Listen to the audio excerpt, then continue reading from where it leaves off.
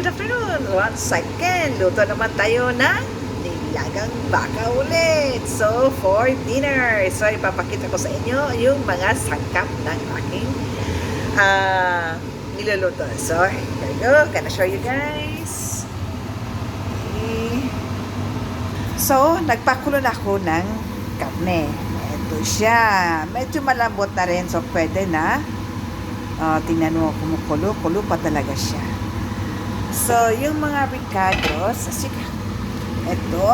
So, I just put some corn, cabbage, spring onions, ginger, and banana. Actually, this was frozen banana from, I think, from Thailand. And then, potato and sayote. Okay. So, as you can see, ito, medyo malambot na. Hindi medyo. Malambot na talaga yung ating beef. Oh. Good for cholesterol. Oh, diba? Ito, masyado malambot na talaga, guys. So, ready na natin ilagay yung ibang sangkap. Okay. Oh, look at. Yummy. Lagay natin yung luya.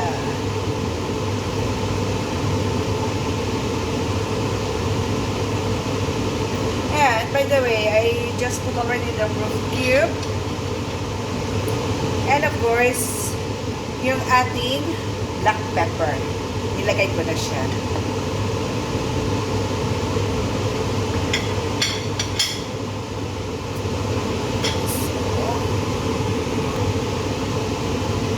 Lagay natin yung patatas.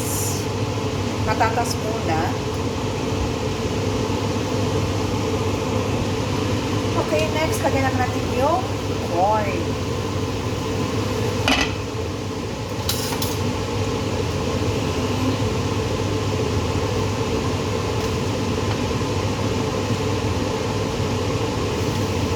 Mahilig kasi kami sa corn. Kaya,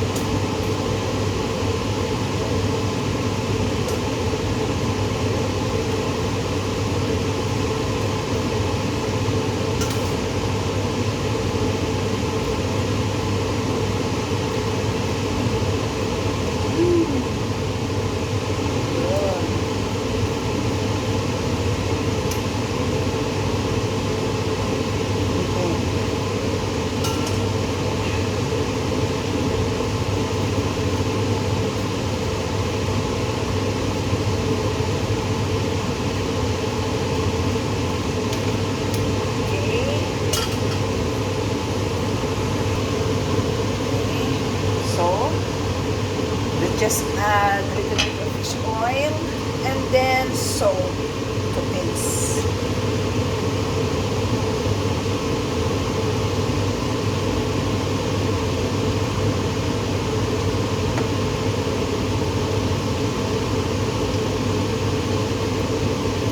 Sabi na ni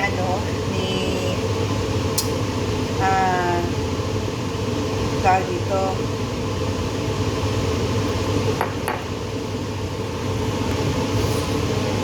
sabi na ni Marion's, use fish oil to taste and a little bit of salt. Diba?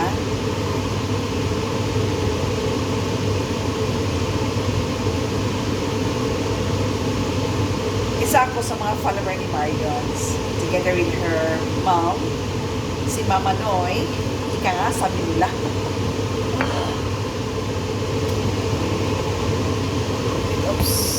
Salt.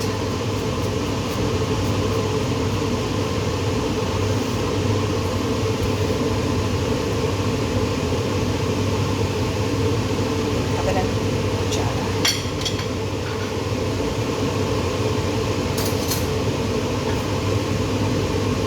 Tapos ito, lagay natin yung sayote.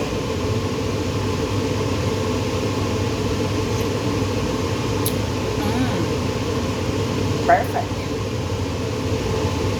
Okay. So, lagay naman natin yung sayote. So, nilagay ko na yung sayote.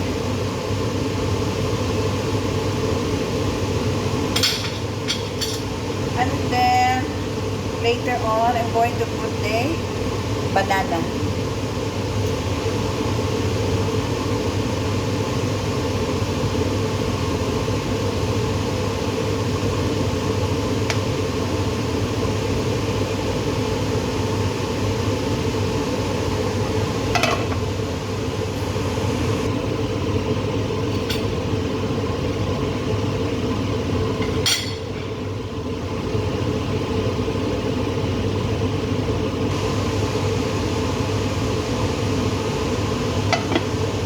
So, takpan natin saglit. Okay.